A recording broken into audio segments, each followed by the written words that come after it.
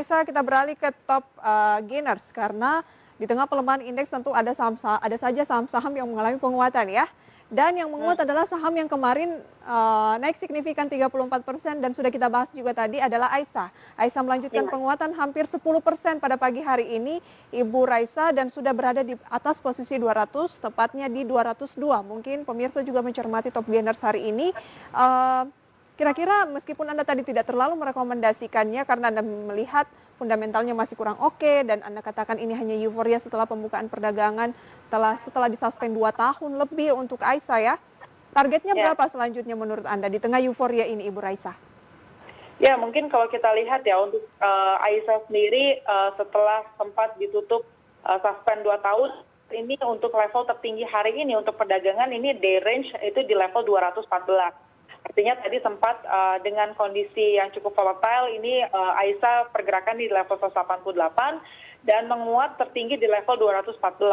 Sehingga, kalau untuk pergerakan hari ini, saya lihat mungkin Aisyah sendiri akan, berada menguji di resisten kisaran level 220 untuk terdekatnya dan, tetap kembali lagi, mungkin bisa, tetap hati-hati juga untuk para investor, karena ini juga rawan sekali profit taking karena kita lihat dengan kondisi IHSG cukup, mengalami pelemahan hari ini, bisa saja nanti, ada potensi, mungkin investor di sesi kedua mungkin ada, melakukan adanya aksi jual beli juga.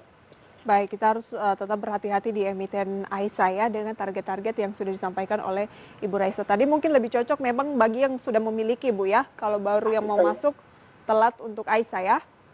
Betul.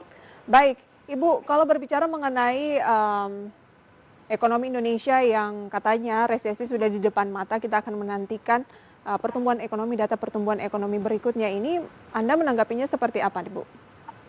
Iya, memang kalau kita lihat secara teknis, dikatakan resesi bahwa di kuartal 2 pertumbuhan ekonomi kita mengalami kontraksi dan diprediksikan bahwa di kuartal 3 ada potensi juga bahwa untuk GDP kita juga mengalami kontraksi kembali. Nah, sejauh mana kalau memang nanti di kuartal 3 ternyata pertumbuhan ekonomi masih berada di zona negatif, untuk Indonesia mungkin, memang, harus melewati ini juga karena kita ketahui bahwa tahun ini memang cukup berat, tidak hanya di Indonesia sebetulnya di semua negara juga mengalami hal yang sama.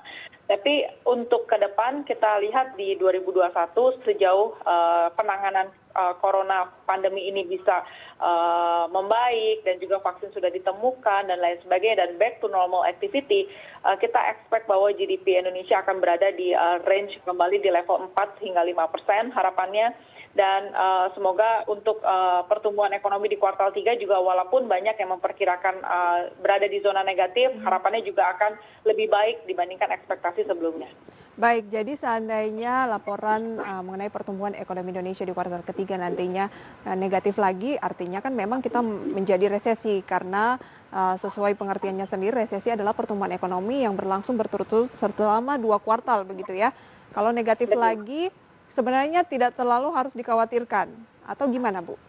Iya, karena sebetulnya masyarakat ataupun, market ini sudah memprice in ya, jadi sudah banyak yang memperkirakan Hmm. bahwa, GDP di third quarter ini ada potensi mengalami, minus. Dan kalau kita lihat secara overall memang dari ekonom kami juga memperkirakan bahwa kemungkinan akan minus di kisaran level 0,8% secara year on year. Sehingga ya memang, nanti mungkin kalau misalnya di kuartal 4 ternyata dengan aktivitas yang kita ketahui juga bahwa di kuartal 2 memang sangat cukup berat, kuartal 3 juga karena dengan adanya lockdown dan lain sebagainya, aktivitas dari, kondisi perdagangan, investasi dan juga ya perdagangan dan konsumsi dalam negeri memang ada sedikit mengalami Oke. perhambatan. Harapannya nanti kuartal 4 membaik dan semoga Indonesia, cepat pulih kembali. Baik, kalau untuk para investor yang agak medium to long nih Bu, mencermati pelemahan yang terjadi saat ini dan lagi-lagi kembali ke fenomena September begitu ya, yang biasanya kurang bersahabat dengan indeks harga saham gabungan dan juga bursa global, sebaiknya apa yang dilakukan? Secara umum tipsnya seperti apa nih Ibu Raisa?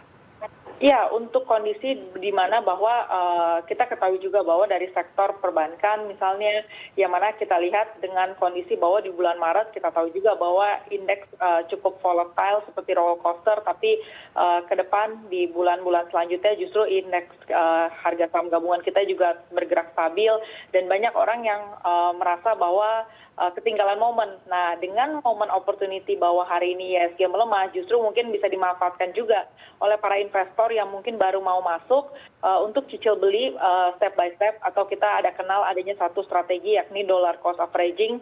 Jadi dengan kondisi pelemahan ini kita bisa beli akumulasi secara bertahap, sehingga kita juga bisa minimize risiko yang mungkin aja setelah ini ada pelemahan kembali, tapi kita secara porsi ini belinya secara bertahap, seperti itu. Memang lebih ke saham-saham blue chips ya.